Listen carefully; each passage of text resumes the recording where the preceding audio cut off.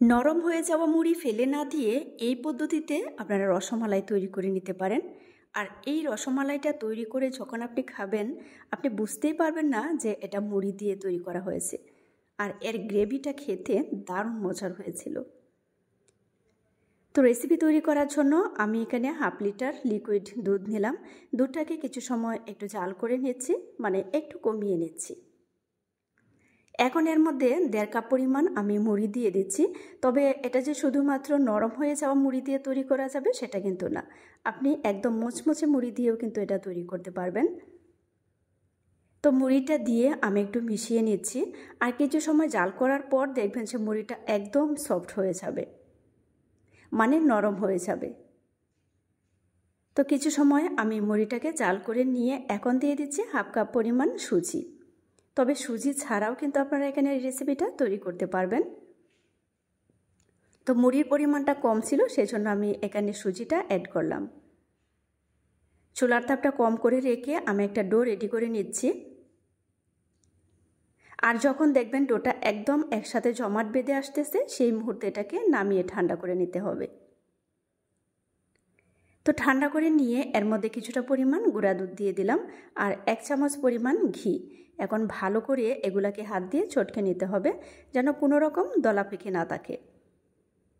একদম স্মুথলি একটা do ready করে নিতে হবে। তো ডোটা রেডি করে নিয়ে আমি হাতে কিছুটা পরিমাণ ঘি মেখে নিলাম।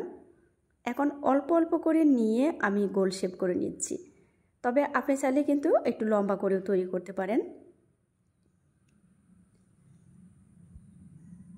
তো আমি এতটুকু বড় করে সবকটা রসমালাই তৈরি করে নেব। তবে আপনি বড় বা ছোট এটা একেবারে ইচ্ছা, তবে প্রতিটা যেন একদম সমান হয় সেদিকে একটু খেয়াল রাখবেন, তাহলে দেখতেও সুন্দর লাগে। তো আমি সবকটাই রেডি করে নিলাম। এখানে আমি 1/2 লিটার পরিমাণ লিকুইড দুধ নিলাম। দুধটাকে একটু জাল করে নিচ্ছি। একটা এলাচ আমি তেতো করে দিয়ে দিচ্ছি। এখন দিয়ে দিচ্ছি কনডেন্স মিল্ক। আমি এখানে কনডেন্স মিল্ক এবং চিনি দেব মিষ্টির পরিমাণটা সঠিক করার জন্য। তবে কনডেন্স মিল্কটা দেওয়াতে কিন্তু এর গ্রেভিটা খেতে দারুণ মজার হবে। তবে শুধুমাত্র চিনি দিয়েও কিন্তু এটা তৈরি করা যাবে। তো আমি কিছু সময় জাল করে একটু কমিয়ে নিচ্ছি, কারণ রসমালাইটা দিয়ে কিন্তু খুব বেশি ঝাল করা যাবে না। বেশি হলে 4 থেকে 5 মিনিটের মতো, না হলে দেখা যায় কি একবার মানে গলে যাবে। এখন আলতো হাতে এটাকে নেড়ে ছেড়ে দিচ্ছি।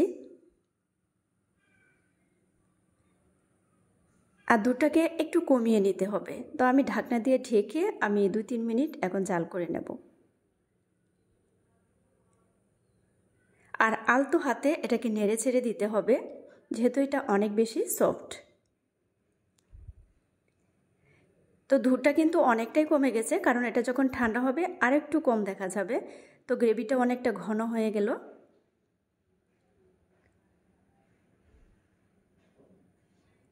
এটা কিন্তু অতিরিক্ত জাল করতে যাবেন না, তাহলে কিন্তু গলে একদম মিশে যাবে দুধের সাথে। তো আমি এখন চুলাটা বন্ধ করে দিয়েছি। আর দেখতে পাচ্ছেন গ্রেভিটা কতটা ঘন হয়েছে।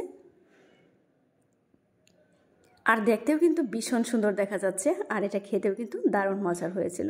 সহজ রেসিপি ভালো লাগলে পেজ ফলো করে পাশে থেকে সাপোর্ট করবেন। আর আজকের এই আইটেমটা আপনাদের কাছে কেমন লাগলো সেটা কমেন্ট করে জানাবেন। তো দেখতেই পাচ্ছেন, আপনি খেয়ে বুঝতেই পারবেন না যে এটা মুড়ি দিয়ে তৈরি করা হয়েছে। এত বেশি টেস্ট হয়েছিল। তো ভিউয়ার্স, সবাই ভালো থাকবেন। পরবর্তী রেসিপি দেখার আমন্ত্রণ রইল। আর আমি একটা কেটে শেয়ার করে দেখাচ্ছি যে এটা কতটা সফট হয়েছিল। আর এর গ্রেভিটা কিন্তু অনেক বেশি মজার হয়েছিল। অবশ্যই আপনারা বাসায় ট্রাই করতে পারেন। যারা চ্যানেল থেকে দেখছেন, আমার চ্যানেলটি সাবস্ক্রাইব করে পাশে থাকবেন। তো ভিউয়ার্স, সবাইকে অসংখ্য ধন্যবাদ। আজ বিদায় নিচ্ছি। সবাই ভালো থাকবেন। আল্লাহ হাফিজ।